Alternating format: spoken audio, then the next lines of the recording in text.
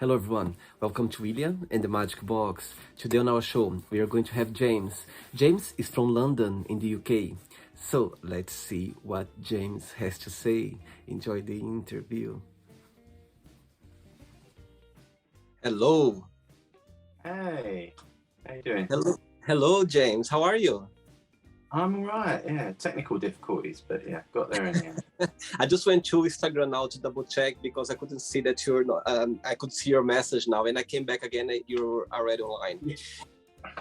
Is your name James or Jimmy?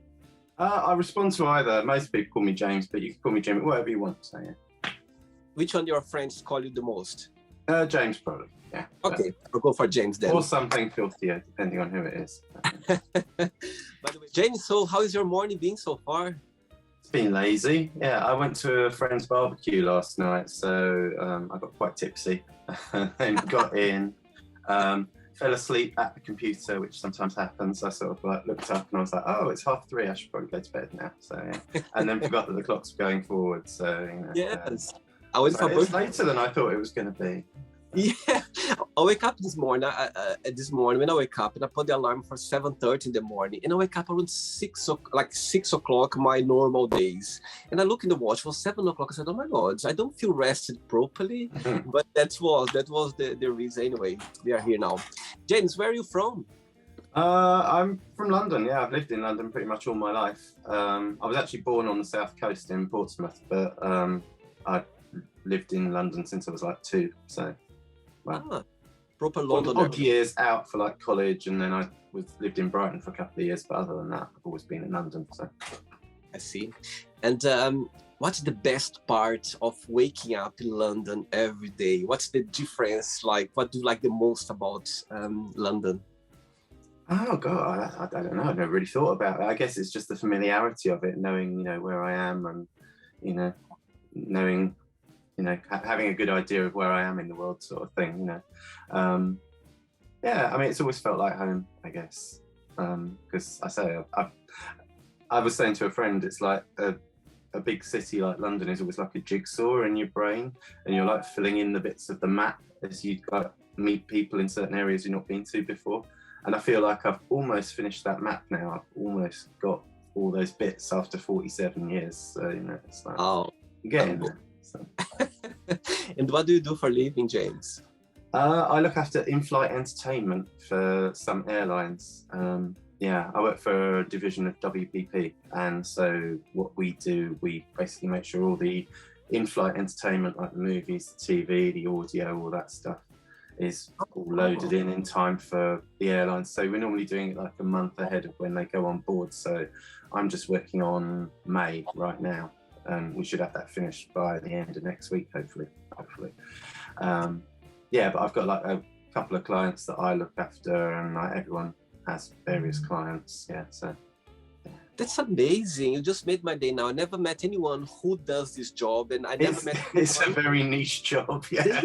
Isn't it? I never thought about that. Like that, someone is looking after this, let's say, way of Yeah, but what I think used to happen, I think the airlines used to do it themselves back in the day, and they realised it was too much hassle, and so they started farming it out to a company, and our company was like one of the first to offer it as a service.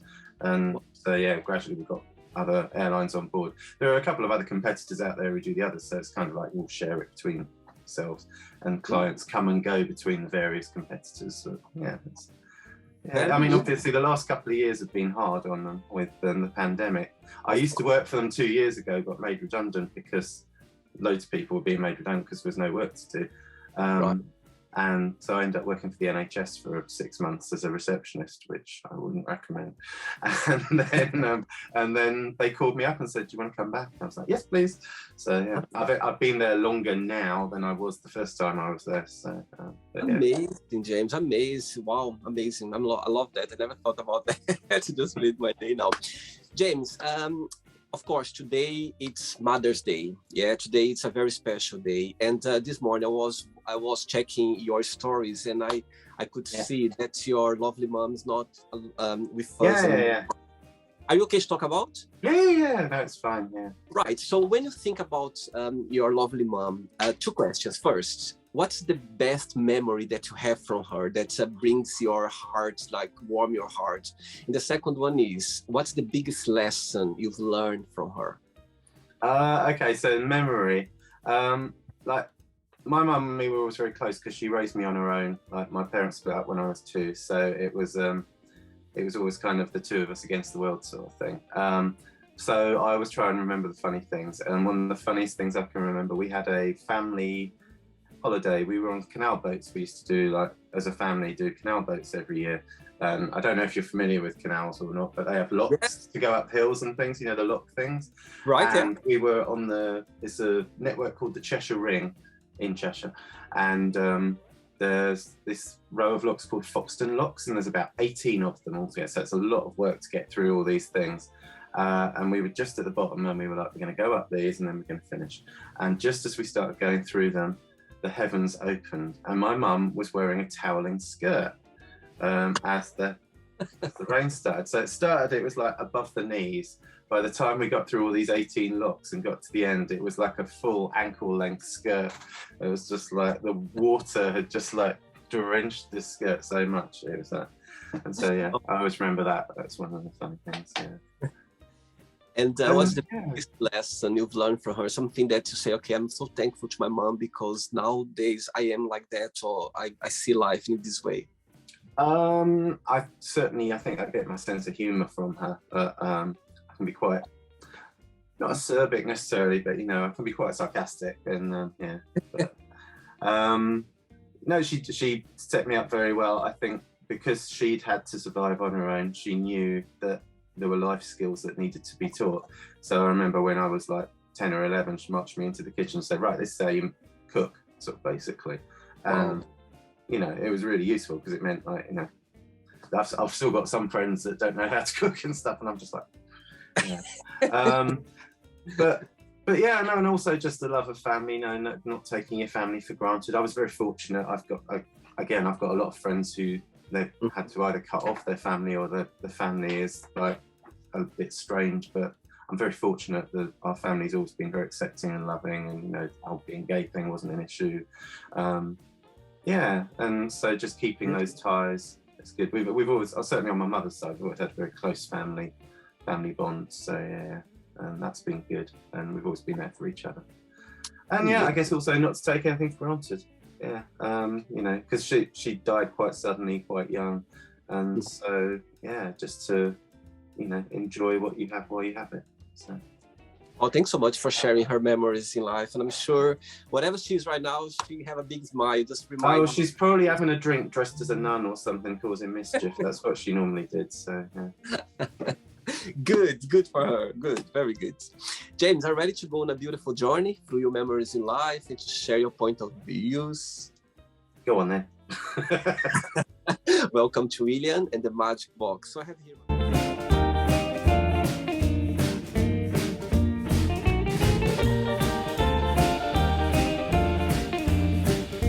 the box full of random fun questions, okay? I'm just gonna play a song now just for us to move a little bit before the first question. Okay. Let's do it.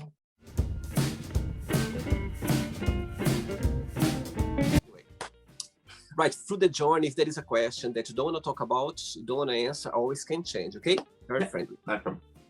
First question for you is, when was the last time that you laughed so hard that made you cry, or you just had... Oh. Can't think off the top of my head, but yeah, no, I mean, I'm laughing quite a lot. I mean, we were just at the barbecue yesterday I went to, we were just being very silly, you know. I mean, I've got a lot of friends that have good senses of humour, so you just like laugh at the stupidest things and just like, you know, things that pop into your head. So yeah, no, I haven't had one that's like been properly painful for a while, you know, where you're like actually in pain from laughing. But yeah. And what's... Sorry, go on. Yeah, carry on. Sorry, carry on. No, I was just saying, I think often that happens because you haven't laughed enough. So yeah, hopefully I'm laughing enough, but I haven't had to do it. So, yeah. Which part of London do you live? I'm in South London, in a place called Camberwell, where no one seems to know exactly where it is. It's kind of in between Vauxhall and Peckham. So yeah, your neighbours. I just live in Stratton Hill. Oh, okay, yeah, not too Yeah, far. very close. I was living before in Broccoli, southeast I know, London. yeah. Yeah, so I've been here for the last 1 year and a half, more or less. These So are all yeah. pieces of the jigsaw that I've put together over the years, you see. So. You always lived in this area or not? No, I've lived all over. So where have I lived in? Well, I grew up in a suburb which everyone says isn't London, but it is London, called Orpington, which is in the borough of Bromley. It's right on the outskirts though, so it is like almost Kent, but not quite. So I grew up there, in and around borough of Bromley. But I've lived in Stratford, I've lived in Leighton, I've lived in Hackney, I've lived in Camden, I've lived in Ealing, and I've lived in Vauxhall. So yeah. All right. Next question. Let's do it. Right, James from London. Next question is, what's the scary thing that have happened to you? Scariest things that have happened to me. Probably. I went on a trip to Antarctica once years ago. I actually won a competition to go to Antarctica. So yeah. So I ended up traveling all the way down to Argentina, and then we jumped on a Russian icebreaker, which back then was okay, now not so cool. But it was on a Russian icebreaker, and we traveled from Ushuaia, at the very bottom of Argentina, over to Antarctica, chugged around there for a couple of weeks, and then we were heading back to the Falklands. Now, on our way to the Falklands, in the middle of the Southern Ocean, the ship shed its anchor. And I don't know if you're aware of what that means. It basically means it slipped from the mooring sort of on deck and just went whoomph, down into the open ocean. Now, obviously, it's very heavy, and with all the pressure of the water around it, it means it's even heavier. And you know, if they hadn't managed to sort it out, that anchor could have ripped through the entire ship basically and sunk us. So, and we weren't really aware until after the fact. But the Russian staff, God bless them, you know, hardy seafaring people, they were on deck in howling gales. The ship was going like this, winching it up by hand, inch by inch, and it took about 5 hours of them just doing that because the pressure was so great. You could only do it like one little notch at a time. But yeah, so in hindsight, we were very, very lucky, and yeah, so we could have had to all jump in a lifeboat then, sort of thing. But yeah. Oh my God! And so it took five hours for you to get back to normal again. I mean, to get yeah, exactly. So we got into the Falklands quite a bit later than we were expecting. But, yeah. Oh my Lord! Oh wow! I'm so glad this question came up to you. Yeah, it was still worth it though. It was a good holiday. So. Wow, scary for sure. My goodness. Next one. Let's do it.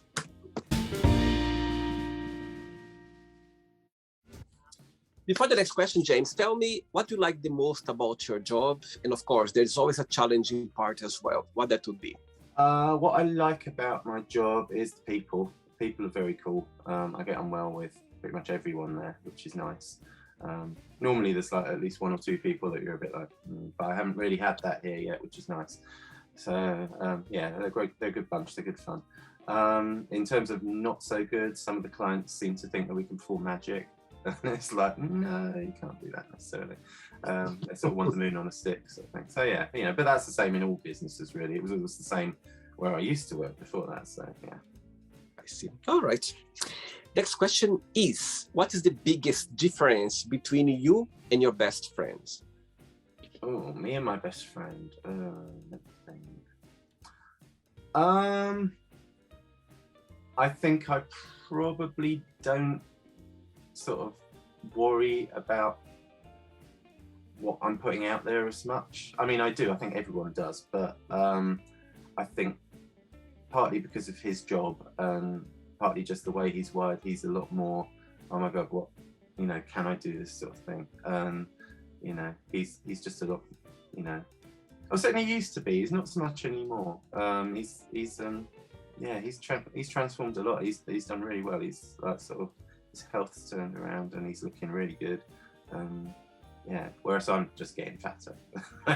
So he's got more self-control than I have, and he's got more regimen and discipline. So he's better than me on that front. But yeah. And what's the biggest similarity between both of you? We both have a filthy sense of humor, I think. Yeah, so that's always good. Yeah, and we just we clicked when we first met, because I've known him, how long now? Ooh, probably getting on 20 years, I would think. Oh, long time. I've known him a long time, yeah. Wow. And we were both very different back then, so yeah. But yeah, he's one of the few that I've sort of known that long now, because I think friends often can drift in and out of your life, sort of, you know, circles change and stuff, but he's been that constant that's been there all that time. So he hasn't got rid of me yet. He'll be very happy to watch the interview and know that. I hope so. I haven't besmirched him. So. For sure. Next one. Next question for you is, what hurt your feelings? What, just generally, or like a specific moment? Generally, yeah. It's never nice to be blanked. I think everyone feels like that. And I'm sure I've been guilty of doing it to other people sometimes, so, you know, which is not cool, and I don't like doing that. It's always inadvertent on my part, but I know I was certainly in one place where someone I'd slept with before was at a party that I went to, and they acted as if I wasn't there, like just sort of looked through me sort of thing. I was like, rude. And yeah, it's just not nice, really, you know. Even if you just get a hello, a begrudging hello, that's better than a you don't exist sort of thing. So absolutely. Yeah, so yes. And saying that, James, being gay in London, what is your approach? What's your understanding, or what's your opinion? Do you feel it's safe? Do you think the community is supportive? Do you think that it's you always feel you could feel in your skin being gay, be who you are around London? What's your understanding of that? I think you can be who you are to a degree, but you know, there's still that danger around every corner, you know. I mean, just as an example, the other night I was kissing someone on Oxford Street because I was very drunk, and we were feeling a certain kind of way, and we were kissing, and some guy come up behind the person I was kissing and just like twatted him on the head. Not hard, but just like a little sort of slap, and I'm just like, well, there's no need for that. Yeah. Unfortunately, some other person walked past and said, "What dickhead, you know, it was wrong, you shouldn't have done that," sort of thing. Mm-hmm. So, you know, it's not everyone, there are like allies out there and stuff, but yeah, kind of, it was the salutary reminder that there's always that sort of danger around any point for anyone, really. You know, it's not just the gay community, or, you know, it could be like a woman walking home on her own at night sort of thing, it could be someone, you know, an ethnic minority or something, if they walk down the wrong street. Yeah, so I mean, that's always a danger in any big city, really, you don't know. That's why we keep in our tribes, I guess, and sort of hang out with each other. Absolutely. But you and how about the gay community? Do you feel like, okay, it's a nice community in London? Do you think people there are, you know, like it's getting better and better through the years? I mean, you know, it's like all communities, there are sort of cliques and there are factions and there are different areas. There are some places where I'd feel very comfortable. There are others where I'm like, oh God, I would not want to go there at all. Yeah, it's just, you know, it's how it is in life, really. It's not just with being gay with anything. It's like, you know, I wouldn't want to go to, you know, a pub showing football, but that's not because I'm gay as much as just I don't love football. So, you know, so it's a similar thing. You know, you just find your tribe and you hang out there. And I'm lucky that I've got a regular pub I go to where, you know, I fit in well and everyone seems to get on there. But yeah, and I think it's interesting seeing how the community is splintered in a way. It used to be a lot more unified, I think, when everyone was against us. But now there's a bit more broad acceptance. There can be a bit more selfishness and sort of tribalism, like especially with all the issues with trans people in recent years. I've noticed that, you know, you get some gay people saying that, you know, trans people shouldn't be allowed in the club sort of thing. And it's like, well, excuse me, they fought for your rights back in the 60s. And you're going to close the door on them now? What the hell? Yeah, it's just, I don't get it. It's crazy. But yeah, I think sometimes I totally agree with your point. I think sometimes the same way that you feel very supportive, you feel that you can be yourself. At the same time, the community as well, there's always these people, they, you know, put a barrier between, you know, the tribes, and they kind of try to just keep on their own tribes. But in a way, we are all the same. They're all together the same boat. I mean, part of me hopes that like all these recent culture wars that are cropping up, like just the trans, but also like sort of the, I mean, not over here necessarily, but in the States, like the don't say gay stuff and things. It's waking people up to thinking, oh, it's not just a thing that's over. This is an ongoing fight. You still have to be present. You still have to put up a united front, and it may wake people up. You know, I think there's a lot of complacency among some people in the gay community that think, yeah, it's done. We won. We can get married now. Fuck everyone else, sort of thing. And it's like, no, you've got to engage. You've got to sort of watch out for the people who are trying to stop the party. For sure. Next question, James. Let's do it. Next question for you is, if you could have dinner with anyone, living or not, who that would be and why? Oh my Lord. I don't know if I could restrict it to just like one person. That's the problem. You want like a big table, yeah, with different. Yeah, you know, well, that's the thing. I like, if I'm having dinner, it's nice to have like various people to chat to and catch up with. I mean, there are lots of fascinating people that I'd love to catch up with. One of my things, I read a lot of autobiographies, so I always find it fascinating, all these sort of like people from over the years. I mean, I'd like to meet some of the sort of classic stars of Hollywood, you know, like a Mae West or something, just to find out what was going on there, you know, or the Marlene Dietrich, that sort of thing, you know. But more modern, I don't know, more modern. It's just like cogs going through my head at the moment. I can take another question. It's fine, not a problem. I'll take another one. I think I'm drawing a blank on this one. I got surprised with this one. And to the end of this, the journey, it comes along, you just go like, okay, that's the person. Right. Next question. If it comes to me, I'll let you know. So. Perfect. Yeah. So you have like a deal now to the end of the interview. If it comes along, you say, okay, William, that's the person. If not, it's okay. Next question is, what does love mean to you? What does love mean to me? Do you know, I'm still trying to find out, I guess. Yeah, I've been single a long time now. And so I haven't really figured it out yet. Do you think that there are different kinds of love? Oh, absolutely, yeah. I certainly think for want of a better word, the heteronormative sort of ideal of love that I was presented with as a kid, as I've grown up and seen various things, it's like, oh, that's not the only sort of love, you know. You can have sex and it's different from love, and you know, there are different kinds of relationships. I've got lots of friends that are in that sort of, you know, three-way relationships or that sort of, you know, and they all seem very happy, and I'm like, well, who am I to poo-poo that? It works for you, absolutely. Yeah. But I don't know if I've figured it out for myself yet. I think I'm still finding my path for that. Actually, there's an interview is gonna come up this week on the channel with someone from Atlanta. Oh, wait a minute. Oh no, he went last night. It was this. He talks about. He has a triple relationship, polyamory. They talk about. Yeah, so he talks about that, and I found very fascinating. He was explaining, and you know, how it works, because there are different rules, you know what I mean, different couples, and I found very. Actually, it was last night. And he was explaining the way and how things works, and I found very interesting.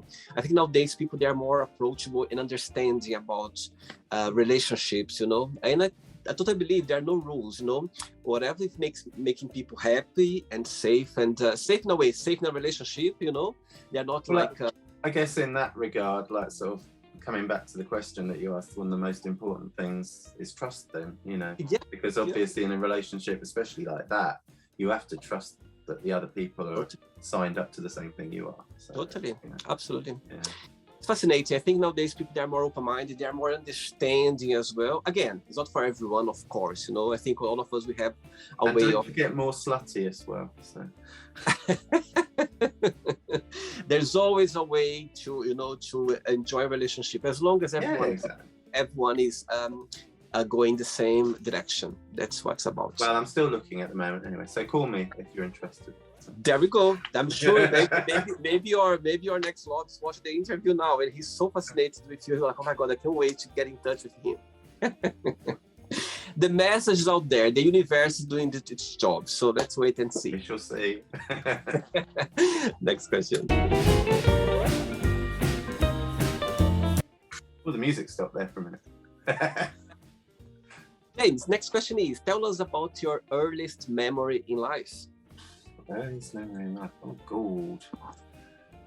It's really weird. I don't have much memories, like, sort of my childhood that much. It's kind of like, I look back at pictures, like, from my childhood, I'm like, I really don't remember that at all, sort of thing. I remember I was a little when I was younger, apparently, so I was acting out quite a lot, and I don't know if that was just like I was gay and I didn't know what it was sort of thing or what, but yeah, apparently I was a little terror, and I was just like Naughty. yeah, like sort of little vandal, you know, I'd break stuff and like sort of, you know, yeah. And yeah, I mean, my aunt, who's like, she's only 7 years older than me, she always delights in telling me what a little I was when I was a kid, and I'm like, yeah, put up with me now though, don't you? So, yeah, I don't know, yeah. And when was the moment that you realized that you were gay? There was a moment that you thought, okay, I'm different, like... Oh, I think it was pretty young. I think I was like about 9. I had an inkling. I didn't know what it was. I didn't have a name for it, because back in like the 80s in the UK, it was not talked about, like, especially to children, sort of thing. So, yeah, no, I think it was about 9. And did you come out, like, did you have a conversation, or just naturally your mum was kind of realized that? My mum discovered a magazine in my room when I was 18, when she was tidying up, and we had the conversation, sort of, yeah. She was a little bit teary as first, doing the whole, like, I'm never going to have grandchildren. And I was like, but Mum, you hate children. And she was like, oh, yeah. And then, yeah. So she was pretty cool. And then she just turned into Adina Monsoon from Absolutely Fabulous after that. And it's like, all my friends are gay. So my first Pride, she got up on stage with her singing group and sung. So, yeah, she's always, like, got to one-up me at these things. It was like, oh, God. Oh. Never afraid to embarrass me in public was my mother. So. Good, very good. Ready for another one? Yep. Let's do it. Next question. Next question for you is, who would swap lives for a day if you could? How about Putin's wife and then put one between his eyes? I don't know. I don't know. You know, that's a weird question. I'm not sure I'd want to, really. It's yeah. It'd be weird, like, sort of getting used to something else and then having it ripped back away again. You know? Not even to see how they live their lives, just to have a feeling how this person would be, you know, for a day, just to for curiosity. It's quite weirdly voyeuristic, isn't it? So, I'm not sure it's. Yeah, no, I don't. It's never really appealed. I'm sort of quite happy in my own skin. So, yeah. I mean, if I really want to find out how they live, I just talk to them and say, "What do you get up to when you do that?" Yeah. Rather than, like, sort of weirdly getting inside their body and having a look. That'd be weird. Imagine if you get inside their body and they have the worst day of their lives. Imagine. Would be a good idea. Next question. Let's do it, James. Before the next question, tell me, and what's the most challenging part of living in London, in your opinion? The most challenging part, being able to afford it. London is so expensive now, especially, like, accommodation. I'm quite lucky where I am. My accommodation is fairly cheap for what it is, but that's still, like, over half my monthly salary goes just on a flat. Yeah, and I think it's the same for most people. I'm very fortunate as well because I live on my own, so I don't have anyone else to share with. So that's what I mean. It's like I shouldn't be able to afford this, but I somehow manage, which is lucky. But yeah, I've had several friends who are trying to move at the moment, and they're just finding it really hard to find anywhere that they can afford because prices have just gone. It is, yeah. It's one of the big issue of living in London. It's always so expensive, and you go around, you go on nights out, and you spend so much money. And yeah, that's the thing. Yeah, money. It costs a lot to go out and have fun. It costs a lot of transport now as well. Yeah. Prices have gone up. Part of that's because of the pandemic, because they lost loads of money, and part of it's because of Brexit, because we're screwed. So so, there's always a reason behind to increase, the tax and a lot of things. So always. Next question for you is, which movie had a big influence on you? Oh, which movie? I remember one of the first ones I watched, which probably certainly about the whole gay thing, would have been Rocky Horror Picture Show, which I'm sure is a lot of people's first sort of, thing. But just like sort of the sheer like glee with which it sort of does everything and anything sexual. It was like, oh, okay, I get this now. Yeah. So tell me about the movie. What's it about? Rocky Horror Picture Show. So it's like an homage to sort of sci-fi and B movies from the 50s, and it's all in a sort of musical framework. It was like a big stage hit. It's just camp and nonsense, and there's lots of transsexuality and homosexuality running through it and stuff. And at the time, it was sort of like quite new and sort of taboo, and like, ooh, what is this? And it became a big cult hit in midnight movie circles in the 80s. Now, obviously, I was too young for that, but I caught it when it was on TV, and so I was like this. So, that's interesting. yeah. Have you not seen it? No, I don't think. I'd like to watch it. I would like to watch definitely it. See it. Yeah. Must see. I don't know. What else? What other movies have had a big influence? I mean, I always have a soft spot for Beautiful Thing, which is another gay movie. It's like a coming of age one. I actually went to see it with my mum the first time because the basic plot is like single mum and her son, and so there were a lot of parallels that we had there, and we found it very good. So yeah, it was quite we got a lot out of that movie. So sweet, very sweet. 3 questions left for you. Let's do it. James from London. Next question is, if you could go anywhere in the world right now, right this moment, where would you go and why? I mean, it's quite a lot of places I'd like to go. I'd love to go to Japan. I've never been to Japan, and it really appeals. It never used to, and sort of over the years, I've really grown interested in it. It's just such a different culture, and I'd be fascinated to visit it.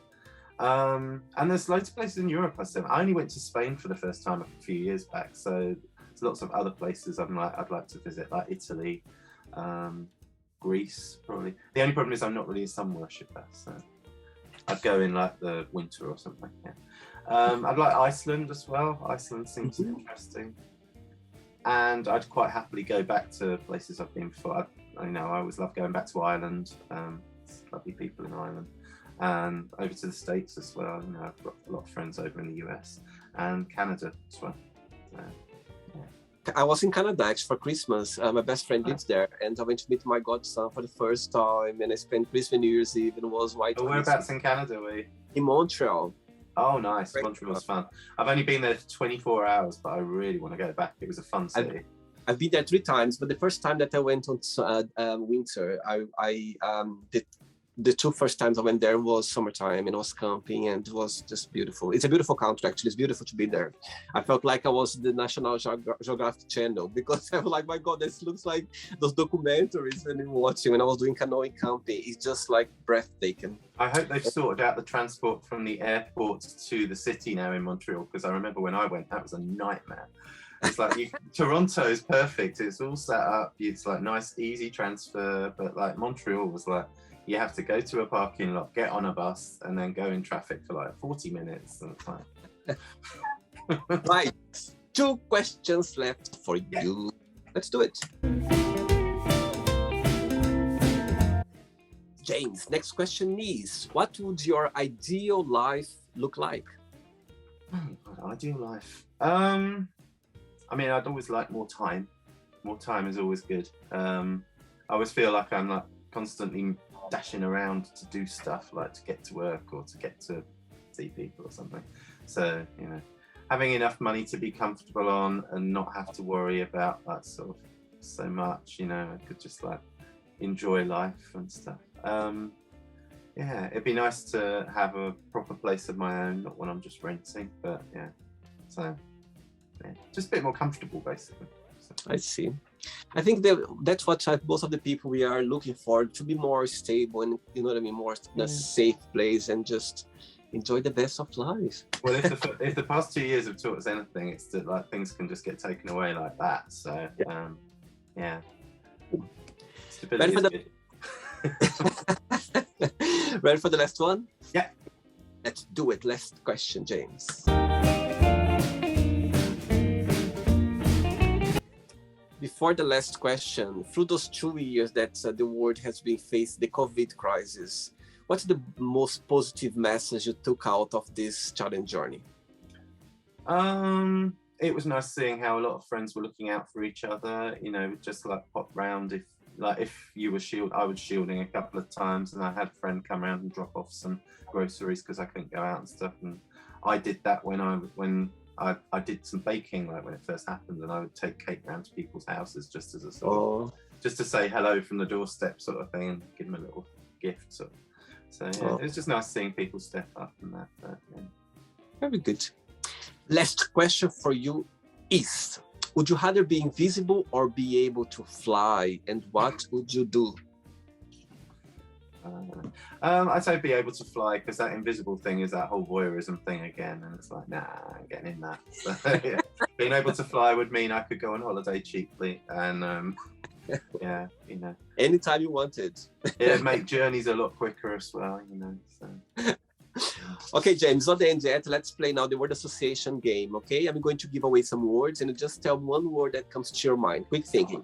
Okay. So, I hope you are enjoying the interview. Before we do the word association game, don't forget to give a like, don't forget to share this video, and also don't forget to subscribe to our channel. Just click on the button right there. Thank you so much and enjoy the word association game. Family. Security. How about money? Comfort. One word for love. Bliss. One word for sex. Fun.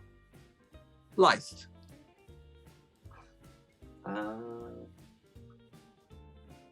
Experience. I like that. Politics. Exhausting. Religion. Tedious. Fear. Necessary.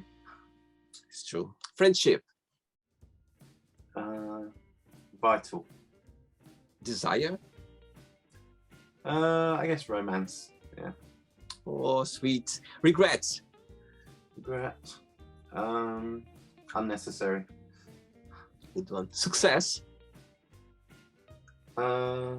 Desirable. One word for wish. Dream. One word for happiness. Contentment. One word for London.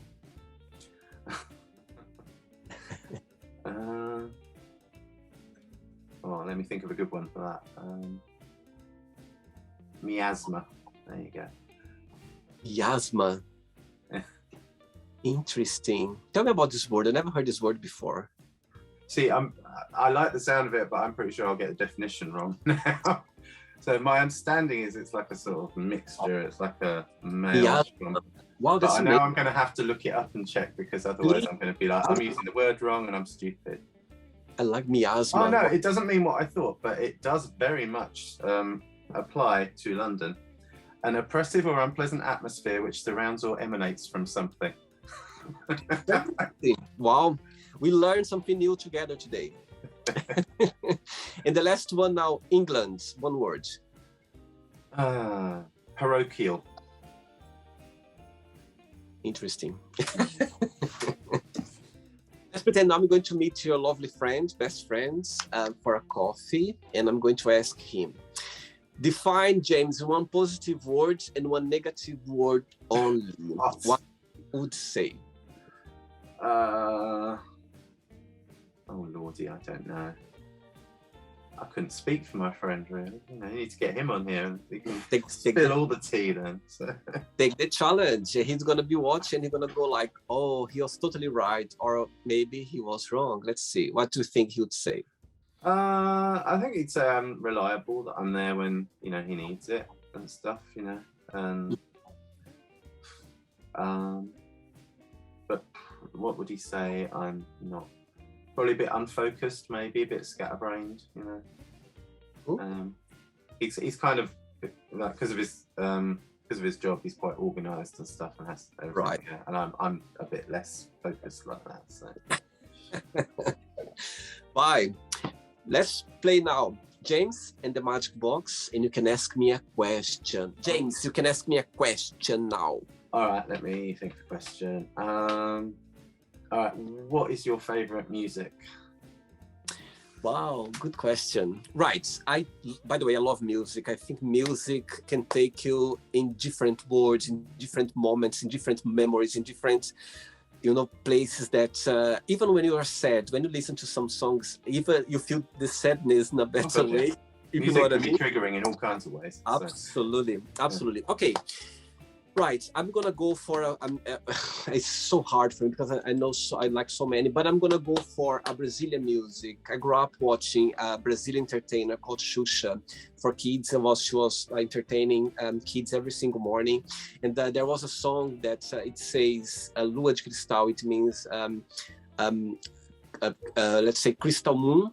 Yeah, like in English, the whole music is about for you to go after your dreams, for you to never give up, this kind of lifting up. And sometimes, even nowadays, when I listen to it, my God, it just gives me this strength or this, way of going, come on, carry on in life, carry on doing what you're doing. And it's a music that's always bringing me good vibes. And saying that as well, I think most of the things that I've been doing in my life and living in Brazil so young, I think all of that, I'm grateful for that song because I remember listening to it as a child and I just had this feeling of, okay, you can do it. Nothing is impossible. You can do it if you focus, if you go after your dreams. So yeah, this song, it's a song that always sticks with me. And but saying that, James, I could go on with you like for another hour just talking about music, because I think music, it's a gift for us to, it just takes you in such a, a good mood and memories, and takes you to good place as well. That's the only way for you to get in those places. Listen to music, it's like a nostalgia, it brings you there. So yeah, for sure, I'll go for that. James, did you enjoy the interview? Yeah, it was interesting. Yeah. Thanks so much. Bridging up my past. There we go. I think it's today, this morning, when I realized that was Mother's Day, and I was like, oh my God, it's such a nice day to do an interview. And when I saw your story and I could see your lovely picture with your lovely mom, and I was like, oh, I can't wait to connect with him just to ask a little bit if he wanted to talk about it. I'm glad that you were open and you were able to talk about her. And I think that it's for sure she's gonna be smiling and drink, as you said. Probably saying, "Where's my present?" That's her present. That's her present. Yeah, exactly. I've got this bump now saying that. That's her present. That you were able to talk about her beautifully on this beautiful day with people watch the interview. She'd be very happy to be mentioned. So. You're gonna be mentioned worldwide. There we go. That's a good gift you're a good son you gave to her in this special day. Thank you so much. But before you go, James, if you can share a positive message or a positive quote, something that inspires your life. Something that inspires my life, probably the quote from Finding Nemo: "Just keep swimming, just keep swimming." Just keep on doing what you're doing, and you'll get there in the end. So. Yes, let's do it. James, it was a pleasure. Thanks so much. And one day I see you in London. My goodness, you're a neighbor. Yeah, let's go for a pint or a coffee or something. It would be nice to meet you in person one day, okay? Sounds good. Thanks for inviting me. Enjoy your day. Take care. Bye, James. Bye-bye. So, did you like the show? Don't forget to give a like, to share it, and also don't forget to subscribe to the channel. And if you'd like to be part of the show as well, first, subscribe to our channel, and after that, just go to our website, www.williamandthemagicbox.com and send us a request saying why would you like to be part of the show. And I see you there. Bye bye. See you next time.